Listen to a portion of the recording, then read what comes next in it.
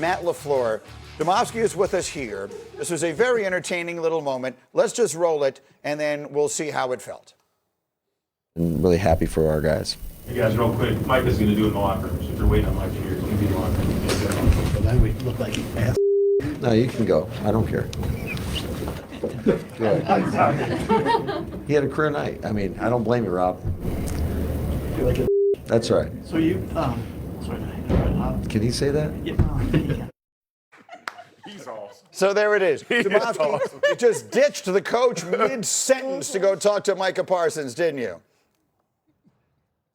Yeah, I did. You know, the job calls. You got to go where the story is, and I went. All right, Rob Domofsky is with us. Brooke Pryor is going to join us as well. So we're going to have the Packers side of it. We're going to have the Steelers side of it, because this hour begins with a reunion 20 years in the making, although it will take place in Pittsburgh. It's Aaron Rodgers on one side. It's the Green Bay Packers on the other. Rodgers and the Steelers coming off a disappointing loss to the Bengals last Thursday night. There's a lot of pressure on Rodgers, obviously, in this game. There's a lot of pressure on Jordan Love to win this game against his former mentor. There'll also be a lot of pressure on him to win, considering the Packers haven't won in Pittsburgh since 1970. The last time the Green Bay Packers won in Pittsburgh, Bart Starr was their quarterback. Since then, Green Bay has lost 6 consecutive trips, including Jordan Love's 2 seasons ago in his first year as the starting quarterback. So, as promised, we have both sides of this thing covered. You see Domofsky, you see Brooke Pryor live with us from Pittsburgh. Awesome to have both of you here. Brooke, we'll start with you. How is Rodgers approaching this game that we know he has had circled on his calendar for probably 3 years? Well, Greeny, we'll talk to Aaron Rodgers for the first time this week in a couple hours, and I'm going to guess he'll play it pretty close to the vest, but he's already hinted at how much this game means when we talked to him after he beat the Jets in week 1. He told us that he talked with Breece Hall on the field after the game, and he said, look, I mean, I want to win. I want to beat, any team that I play, but here in New York, I was only here for 2 years, for 18 games. It's going to feel different when I play Green Bay, because that was 18 years of my career. And he offered another hint for how it might feel to face a former team after Jabril Peppers, a former Patriots player, had a fumble recovery against the Patriots, and he said, yeah, as a former player, that's what you want. You want to make a big play against your former team to show them what they've been missing. And just a quick follow-up for you, if I can, just on how he's looking. For the fans who are not watching every game, the last game was, of course, a nationally televised game on Thursday night. I think there's a feeling that he looks right now as good as he has looked at any point, maybe since his second to last year in Green Bay. Is that the feeling in Pittsburgh? Yeah, I mean, that's exactly how Aaron Rodgers said he's feeling, too. He said that he feels more like himself. That was something he said before the Bengals game when we talked to him after that Browns win, when we first noticed that he was moving around a little bit more, extending the play more, kind of scrambling before making a throw. And we saw that against the Bengals when he took 8.6 seconds on a scramble drill to find Jonnu Smith. And he credited a lot of that to body work that he'd done with his body work guru out west during the bye week. He said he'll meet with him a couple times this season, but he's got Rodgers feeling loose. And by the way, Rodgers has only been sacked twice in the last 3 games. Micah Parsons might have something to say about that, might make Rodgers move a little less fluidly, but Aaron Rodgers is feeling like a vintage version of himself. Yeah, Micah Parsons is a different kind of bodywork guru, if you know what I mean. But I understand the point that you make. All right, Domofsky, so to you here, how about the other side of this? The Packers going up against Rodgers. I'm old enough to remember when we lived through this 20 years ago or whatever it was with Brett Favre. How would you describe the buzz in Green Bay? Well, with the team, Greeny, we'll start there. Maybe the guy most excited to play Rodgers is Micah Parsons. A couple of years ago, they played here. It was Parsons' second year, and he told us the other day that after that game, Aaron Rodgers went up to him and said, I want to swap jerseys with you, and Parsons couldn't believe it. He said, the GOAT wants to swap jerseys with me. As a young player, he said that gave him a huge boost of confidence. Now, he didn't sack him that game, but he said he has a ton of respect for him, but this week he wants to sack him. Inside the building, Matt LaFleur tried to make it about the game. He said, we're playing the Pittsburgh Steelers. who happen to have Aaron Rodgers, and there's not that many guys here who played with him. Well, there's a few more than that. There's 13 guys that played with him, but obviously this is the young team, so a lot of guys had not played with Rodgers. But around town, Greeny, you mentioned that game, the 2 games that they played Favre in 2009.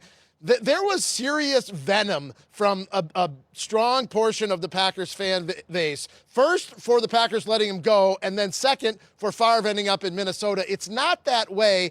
Rodgers, I think it was just time for him to go. It was time to end. That was the feeling here then, and it's the feeling now. So it doesn't have a similar magnitude. Guys, awesome. Thank you. Domofsky, go back to cursing at the coach. We appreciate your time. Brooke, we'll see you later today after Rodgers talks, and we'll see what he has to say. So, I mean, Jeff, I hear this from players all the time, and it doesn't matter if you're one of the most famous quarterbacks of all time or a center or anybody else. Yeah. When you play your former team, especially when you were there as long as you were in Indy or Rodgers was in Green Bay, it is a very different experience. Absolutely. It's extremely emotional, much more than any other game. Everybody talks about, all games are the same, they're all created equal. That's not the truth, right? Like, this is when you look across the sideline and it's all the equipment, all the athletic trainers, all the doctors that you've known for 20 years, the coaches that you played under. Those are all relationships that you fostered for a number of years, and ultimately they decided you weren't the one for them, right? And they moved on from you. There's pain in that, right? And again, it's because it's in Pittsburgh. There's a little bit of difference. To me, all the pressure for Aaron Rodgers will be self-imposed because of those relationships, and that's just a tough. I don't care who it is. Your first throw, you want to win that one more than everybody else, and that's just the facts of it. Yeah, I'm sorry, go ahead. I think it's numbed a little bit with the jet stop in between, to be honest. He already showed the venom. Aaron Glenn wouldn't meet with him. We had that storyline. I got to beat those guys. I want to show that. To me, this is a couple years removed. Jordan Love seems to be good there. He seems to be happy in Pittsburgh. It's almost like it's a love. I disagree with you guys. I don't feel like it's this same feeling of this charged, I've got to show them. This man literally, this is, that organization said, hey, we're good on you. Yeah. We're good. We got this young thing. We're going to go with him. And Aaron Rodgers, when he came to the Jets, was sort of like, I was a little confused that Goody wasn't trying to sit down and talk to me. FaceTimed him. He tried. You know what I mean? I do think whether he admits it or not, you're about to see your ex with their new thing. Yeah, it's personal. Stephon Diggs playing the Bills. He said it's personal. Like they all admit it after the fact. That's just how they are. Yeah, I think Rodgers is going to want to win this game desperately for all those reasons and beyond. I think that when you look at the game itself, the Steelers are 4-2. I've never heard a 4-2 team less respected by all the people who come in here. I do 5 different shows a week. I have 5 different collections of people. I don't have one person who says, "Oh yeah, the Steelers are good." Why? I'm going to push back on that. Why are you terming it as disrespected? Well, I mean, because the record is what the record is. Yeah, but people are also basing it off of how they've played. Did they lose to the Cincinnati Bengals and Joe Flacco? Yeah. Right. But I mean, even before that, I think people were a little bit critical of that. I guess what I'm saying is... For good reason, though. When you look at their roster, all the reasons that Jeff talks about the Colts being the new Eagles and how everything works in concert together, we have moments, and in fairness, the Steelers mentioned this. Mike Tomlin's like, this bye week, we got to get this offense on track. You know, the production in the red zone has to go up. People are wondering what happened to Pat Frymouth. He scored 2 touchdowns, but still, like everything, each drive, it's like something stalls, and then you get the Aaron Rodgers big play to DK or somebody else in the end zone. I tell you why it is. Well, it's because the defense isn't as good as it's supposed to be. Like, Rodgers is more than holding up his end, in my opinion. Like, for a guy to be 41 going on 42 years old in a couple of weeks, I think he's doing every bit you could have asked of him. We thought he was coming to a team that had a defense that could carry him the way your buddy Peyton, with Denver at the very end. Right. That's not what's happening. Yeah, we're not getting that from the defense, and I think we expect it to turn around at some point because they're still able to rush the passer, and that's always kind of what they did best, rush the passer and stop the run. The problem last week was they didn't stop the run, which then you don't get to be able to rush the passer. And winning in your pass rushes is one thing, but turning them into sacks and turnovers is another thing. They haven't been doing that nearly as often as you should, considering how successful they've been at rushing the passer.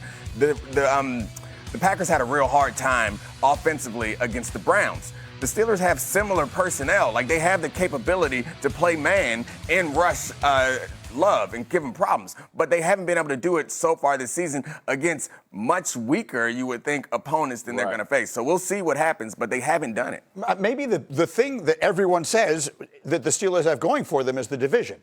Like Graziano sitting in that chair yesterday said the most consequential result of any game in the NFL this year was Cincinnati winning that game last Thursday night because it kept everyone in the race. And that's also, the point. everyone was injured. The Ravens were on the bye. It was like they had a Thursday night game, and they could really put their stamp on the division right here in Week 7. And they lost in historic fashion.